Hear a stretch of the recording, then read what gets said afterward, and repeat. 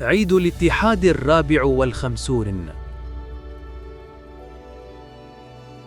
يوم نردد فيه حكاية بدت من 7 قلوب اجتمعت على حبها الدار.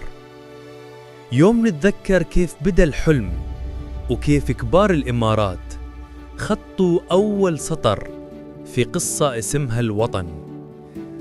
هالعيد مبس ذكرى، هو وقفة نفكر فيها كيف وصلنا لهالمكان، وكيف الإلهام اللي بناه زايد وربعه ما زال يدفعنا نمشي بثبات صوب مستقبل أجمل.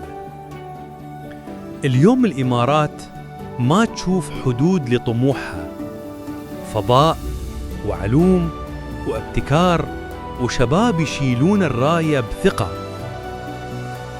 عيد الاتحاد يلهمنا نعتز بالماضي ونتمسك بقيمه، ونبني بكرة على أساس ثابت من الوحدة والمحبة.